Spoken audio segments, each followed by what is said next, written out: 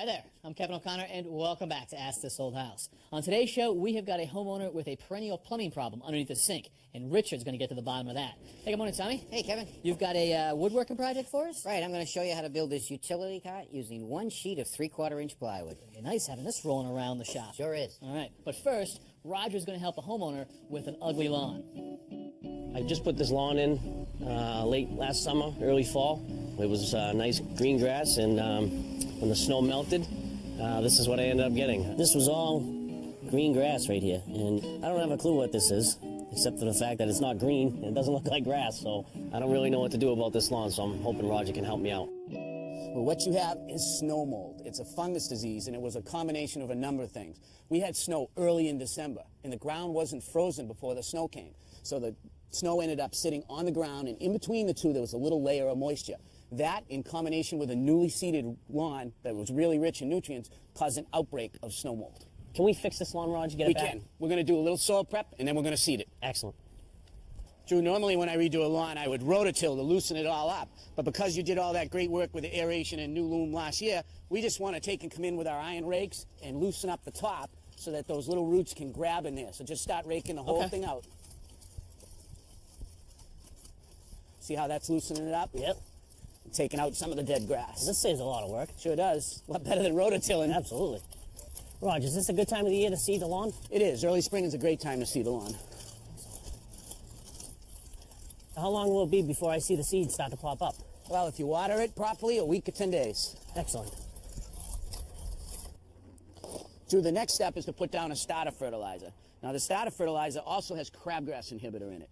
Our starter fertilizer here has a formula of 12, 24, 11. The 12 represents nitrogen, the 24 is phosphorus, and the 11 is potash. The important one to us is the 24, that large amount of phosphorus. That promotes root growth, and that's what we really want to get going in our new lawn seed. So we want that number to be the highest? Right. Excellent. So I'm just going to pour some into the spreader and then have you put it out. All right, that should be enough to do this small area. Now with this spreader, it'll just take one pass and we'll have just the right amount of fertilizer on the lawn. Now we're ready to seed, and we're using a seed that's blended for a sun-shade area, and that's what we have, shade. So I'm just going to take and broadcast it out by hand until I get really good coverage. Now you can help me. All right, Drew, grab a handful and spread it out. I like to be real generous with the seed to ensure we're going to get good germination, good coverage.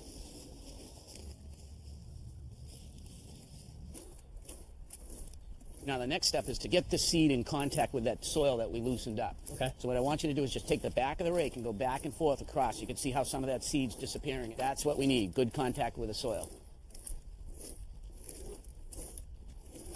What we have here, Drew, is compost. And we're just going to take it on our shovel and flick it onto the top of the seed and get about 1/4 inch coverage. Okay. That's going to do two things. It's going to keep the seed moist, and it's also going to protect it from washing away in a heavy rain. Now, Drew, it's important to cover this seed because any seed that's not covered, the stuff that we can see, will dry out and it won't germinate. Okay.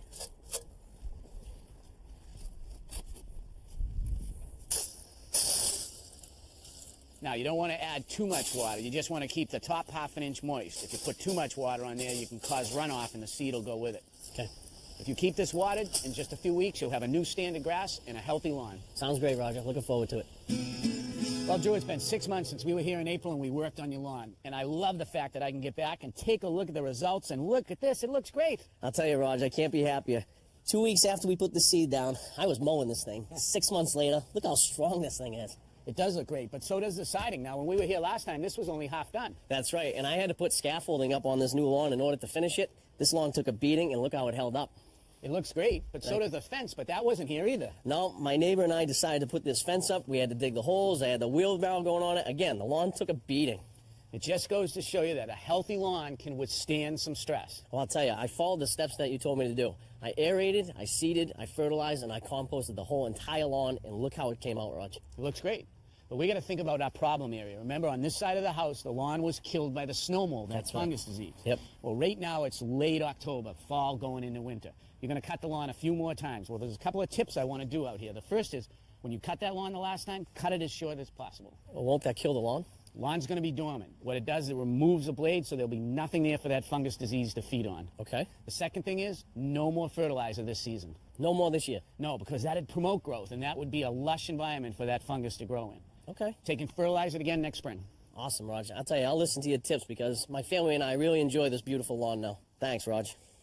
Well, it is great when you can go back and see the fruits of your labor. Clearly, your overseeding technique worked. What a beautiful lawn that was. Now, those techniques will work in any condition where you have good soil and no compaction. So if you had drought kill your lawn, or you had damage from a dog, or even from a snowplow, you could use those techniques to reestablish your lawn. Okay, but in this case, the culprit was that he had put fertilizer down too late in the season. So when's the right time to fertilize? If you have a newly seeded lawn and you fertilize after the first week of October, then you're creating the perfect environment, new growth for that snow mold to flourish underneath the snow. Okay, so no later than the first week in October for a new lawn. Is it later for an established lawn? It is, Kevin. I'll fertilize an established lawn into the first week in November because their lawn's tougher. Even if it does get a little snow mold, it'll grow out and bounce back in the spring. All right, good information and a beautiful lawn. We are going to build ourselves a pretty simple utility cart. It's going to sit on 4 wheels. It'll have 2 shelves and a handle, and it's the type of thing that you might push around the basement or the garage. And Tommy, you're going to save us a few bucks because other than the handle, you're going to build the entire thing out of 1 sheet of plywood. Exactly. It's going to be a utility cart that looks like this. It's going to have a bottom and a top and the handle with the 4 casters. Gotcha. And how do you want to get started? Let's get started by cutting the bottom and the top. What we're using for plywood is 3/4 of an inch thick. It's also a grade of called AC, which means it's good on one side. This is the A side, and the C side is underneath. The A side is patched all of the knots. These are called plugged and sanded. Okay. All right, so now I've marked 30 inches. That's going to be the length. Put a straight edge on the marks. Got it there? Good here. Okay.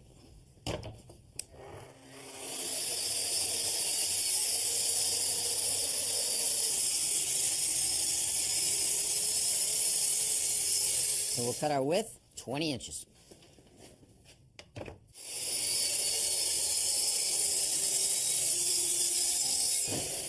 All right, we have our top and bottom cut. Now we're ready to cut our leg.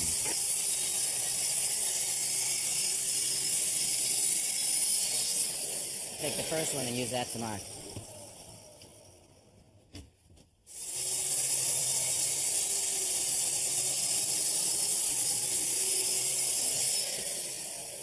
We've ripped all the material for our legs. Now we're ready to rip down the materials for the sides, the front, and the back.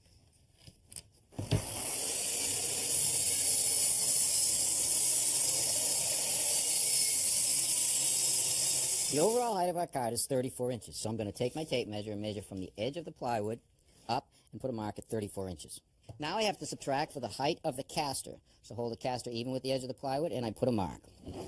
Now I measure between the 2 lines to get the height of the legs. 29 3/4. We can start cutting them? Yep. All right, I marked 29 3/4, but I don't want to cut on a line. I want to cut it a little bit longer, making it a rough cut.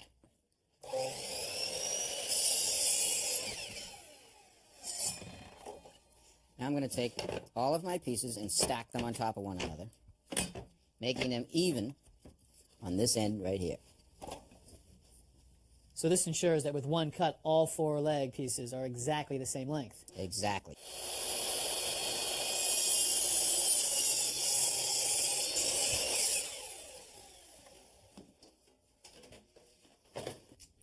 Each leg is being made out of 2 pieces of plywood, and we cut one of them 3/4 of an inch wider than the other one.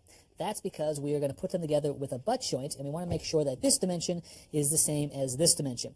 And to secure these 2 pieces, we're going to use pocket screws. To drill the holes for the pocket screws, I have to use this jig right here. This will hold the drill at the right angle. I have to use a special drill bit. At the beginning of the drill is a small diameter for the shaft of the screw. The larger diameter is for the head of the screw. The stop right here will stop the drill for the right depth of the pocket. Put the wood in my jig, clamp it, drill a hole.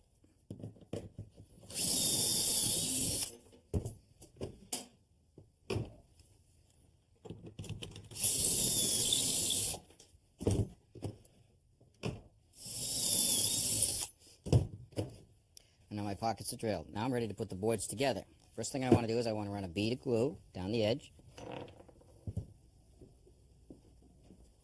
I'll take the other half of the leg and position it on the side, keeping it even and flush on the face, and I'll tack it with my finish gun.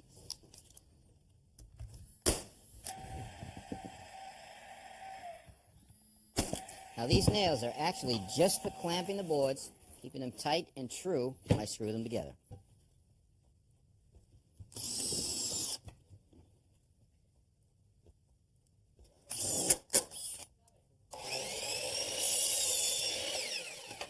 All right, Tommy, I have cut all of the sides for our 2 shelves to length.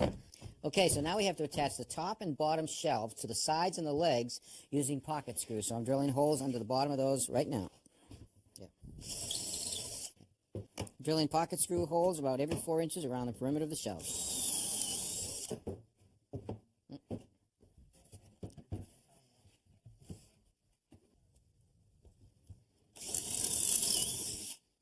Now what I want to do is I want to attach the legs to the bottom shelf using a little glue and my pin nailer.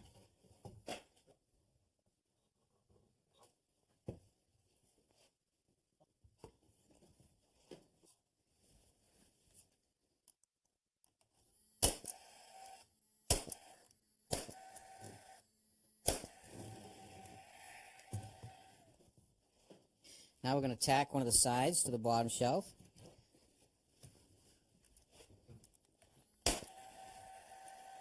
I use the nails basically to clamp the sides and legs to the bottom, but to secure it, I'm going to use pocket screws.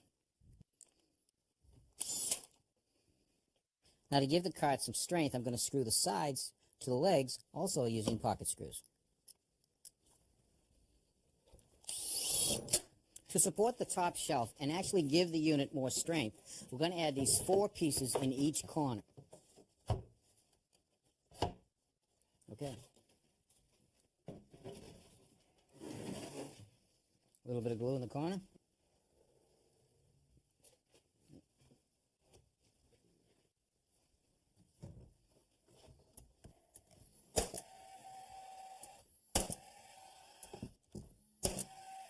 This is the back piece of the top shelf.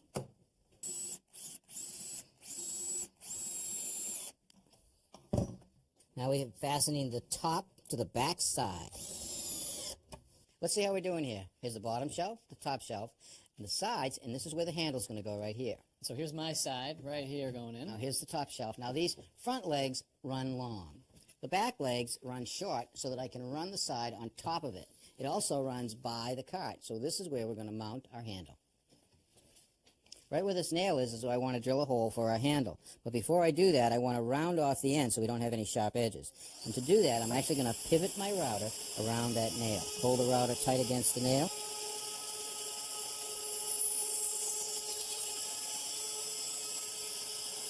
To make the hole for the handle, I'm going to use a 1-inch spade bit, and I'm going to drill it in about 1/4 of an inch.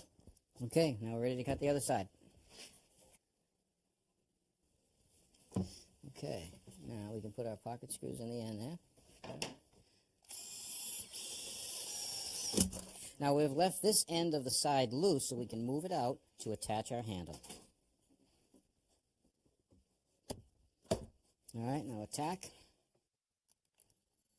along the bottom. Good. Right there, Yep. okay.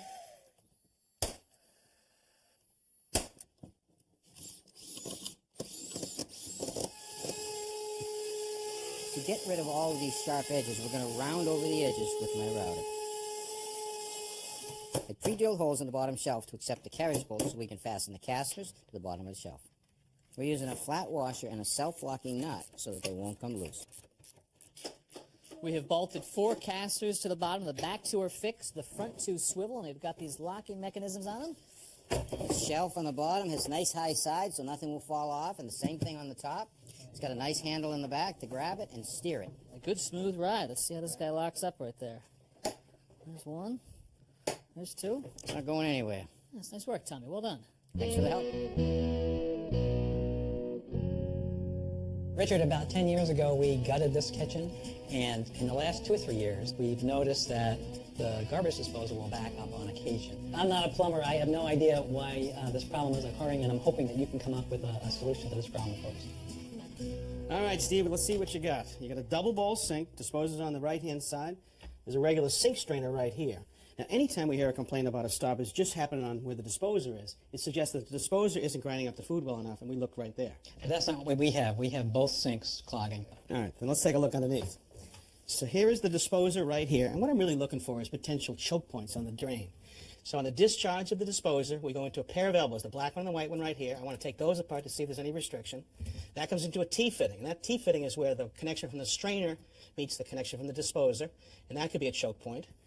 And then down here is usually the prime culprit right here. This is the trap. A trap's really important. It keeps sewer gas from coming back from the sewer pipe up into the building. So there's a little water seal right here, but that can clog. So if it's not any of these three culprits, we may have to open up the pipe that goes down to the basement and clean that out. So first I want to get the water out of this trap. I'm going to put a shallow pan under it and then loosen this cleanout plug at the bottom.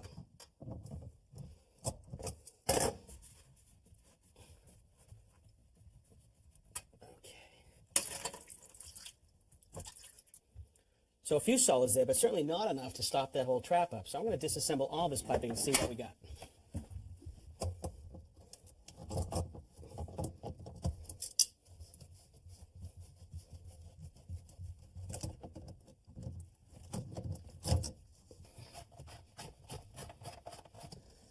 All right, so this is the elbow from the disposer.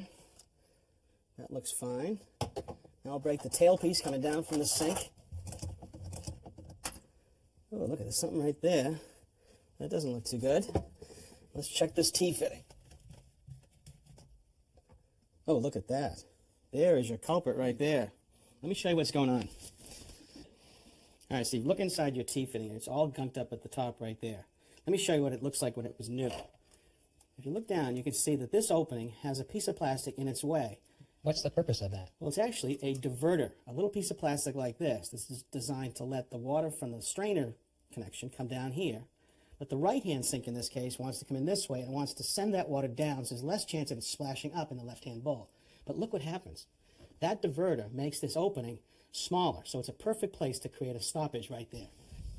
What I always prefer to use is this, a full-size brass T-fitting with no baffle, and that's what we're going to install today. All right, so now I think we can reuse this brass tailpiece. It's nice and heavy, but it's a little gunked up. I think that's where you can help us out. Okay.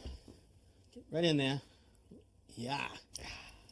Nasty. Whose toothbrush is that, Steve? That is nasty. You all set there? Think so. All right, we can flush it with water once we reconnect it. All right, here's our new T-fitting. We have a compression nut and a compression gasket underneath. Here's our elbow fitting, and you can see the new gasket right here with a nut. And that goes in. We tighten up the nuts. Here's this one. Now, this is the tailpiece. You can see it's a flange tailpiece and has a special gasket called a top gasket. That sits right down inside, and this nut holds it to the underside of the strainer. So that goes right in here.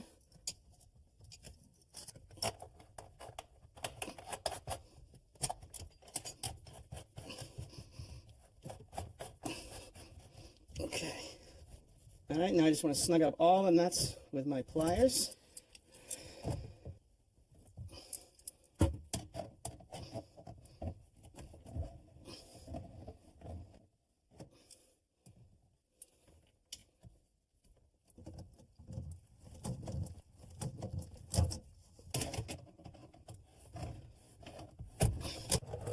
All right, now we just want to install this plug into the bottom of the trap. Now all of our connections should be tight. Why don't you just pass me some paper towels, and we'll just put it underneath to test those connections, and you can run some water for me.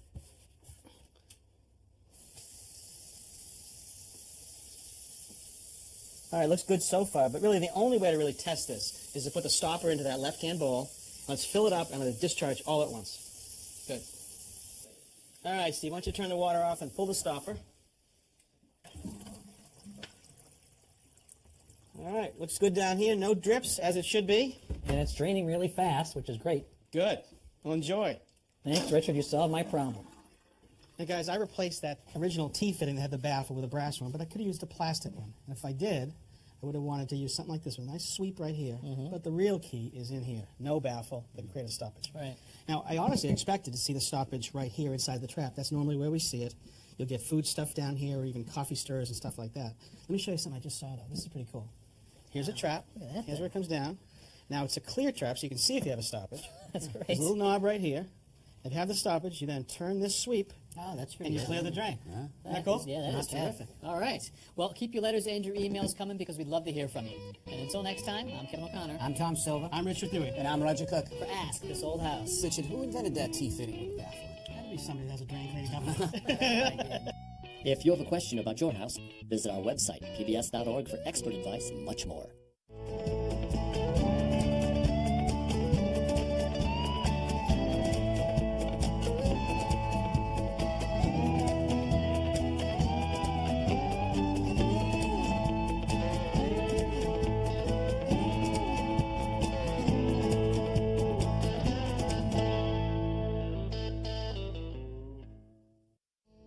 Next time on Ask This Old House. It gives you a reading. So it's not just a surface reading, though, right? It's testing all the layers right down to the wood? It's actually penetrating all the way to the substrate. And what's the threshold? We take a penetrating look at lead remediation. That's next time.